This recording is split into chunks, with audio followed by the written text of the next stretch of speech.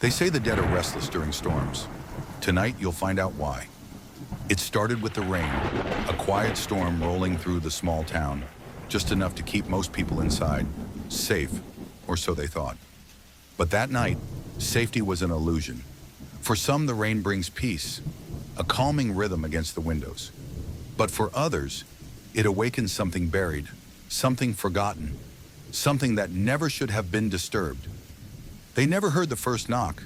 The rain drowned it out. But the second, that one echoed through the house, sharp and deliberate. And from that moment, there was no turning back. The storm deepened, stretching its dark fingers across the remote countryside. Rain lashed against twisted branches, and the wind howled like something wild and enraged. Lightning carved jagged lines through the sky, momentarily exposing a narrow, desolate dirt road, winding through a labyrinth of towering, rain-slicked trees. He had been driving for hours, lost, alone, the storm swallowing every familiar landmark. His GPS had long stopped working, replaced by static and garbled whispers, faint, broken, like distant voices calling from another world. He told himself it was just the storm, just interference. But deep down, something felt wrong. As the rain intensified, the road narrowed, closing in like an unforgiving trap. Trees loomed on either side, twisted and ancient, their branches clawing at the sky, or perhaps reaching for something far worse. He gripped the steering wheel tighter, breath fogging the glass. The wind howled again, sharp and cold, cutting through the car's thin frame. His eyes scanned the relentless rain, searching, hoping for some sign of life. Then, through the sheets of falling water, he saw it, a faint light, distant but unmistakable, flickering through the twisted trunks like a distant beacon. It pulsed, dim but steady, calling him forward. He hesitated. Something about the place felt wrong. It was too isolated, too quiet, except for the steady thrum of the rain and the wind's hollow wail. But the storm was relentless, and the thought of spending another hour in the cold, soaked car was unbearable. He convinced himself it was just an old hunting cabin. Maybe abandoned, maybe not. Either way, it was shelter from the unforgiving storm. He killed the engine, leaving the car to drown in the rain.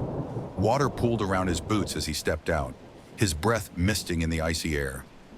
Each step toward the cabin felt heavier, like the ground itself resisted his approach, pulling him back, warning him to leave, but he didn't listen.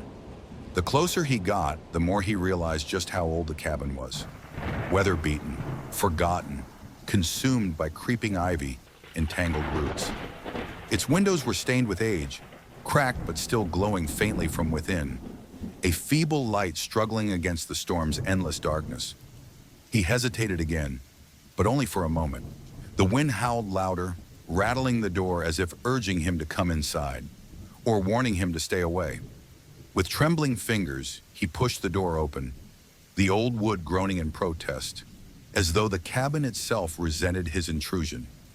Inside, the air was colder than outside, still, stagnant, as if no living thing had breathed there for years.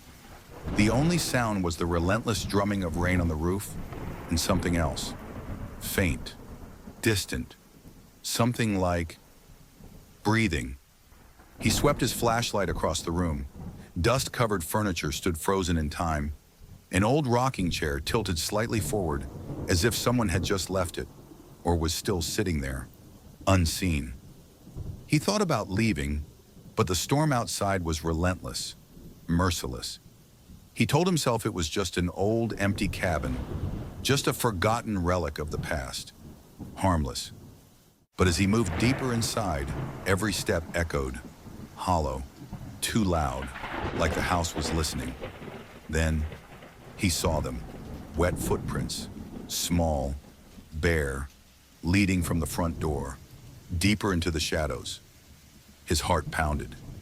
He hadn't noticed them before. They weren't there when he came in. Were they? The cabin groaned in the relentless grip of the storm, its walls trembling as wind howled like a living thing, pushing and clawing at every crevice.